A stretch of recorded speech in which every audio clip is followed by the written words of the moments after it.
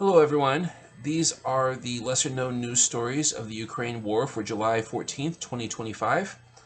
Our first story comes from Ukraine's Union News Agency, and they report that Ukrainian soldiers of the Black Forest 15th Separate Artillery Reconnaissance Brigade successfully destroyed a Russian Buk M3 medium range anti aircraft missile system worth approximately the equivalent of $45 million.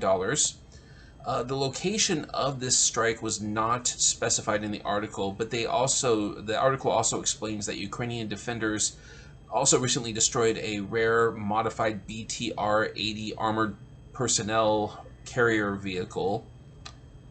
And the article also explains that two major Russian gas pipes recently exploded earlier this month. They exploded just one day apart from each other in different parts of the country. So that suggests that might have been the work of saboteurs, possibly Ukrainian partisans who were responsible for those explosions. The next story is a telegram post from the State Emergency Service of Ukraine, which explains that, and they show photos of a scorched grain field near a village in the Kupiansk district in the Kharkiv region. Um, and the grain field caught fire after a Russian aerial bomb attack yesterday afternoon, and this suggests that Russia is trying to target Ukraine's food sources to try to further cripple the country. The fire burned about 60 hectares of land before it was extinguished by firefighters, and fortunately, no casualties were reported from the attack. The next story, Ukrainian partisans destroy a Chechen fighter's vehicle.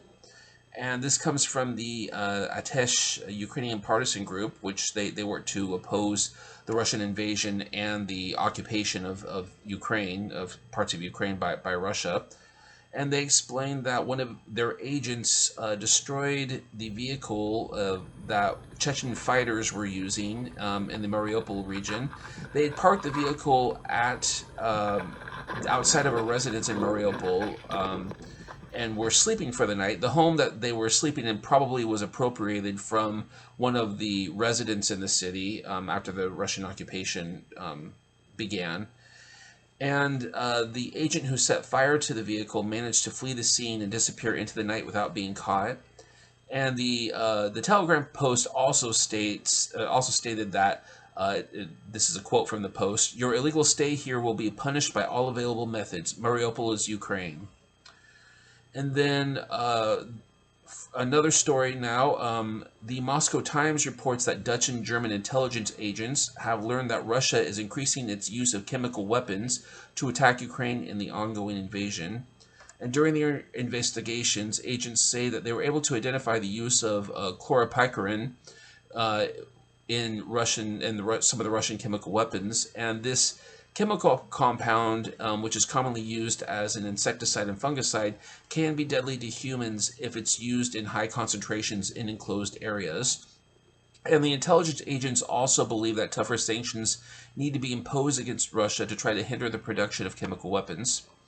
And our final story today comes from the publication Daily Lviv, which runs out of it's based in the city of Lviv in western Ukraine.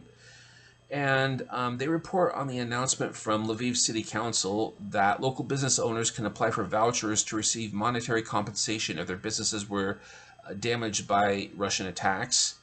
And entrepreneurs can apply for vouchers worth approximately the equivalent of $47,880 if their business locations were seriously damaged.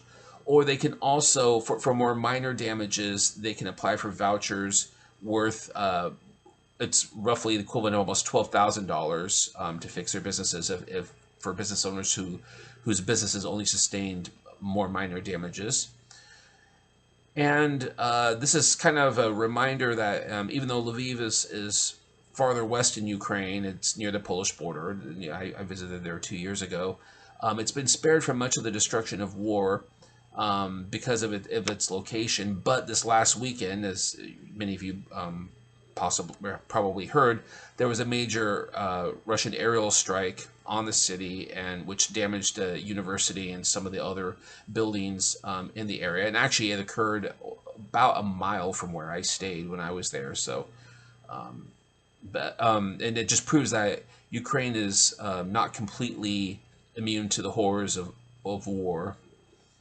So that's it for today. If you want to see more of these videos, please be sure to like and subscribe, and I will catch you all in a future video. Thank you.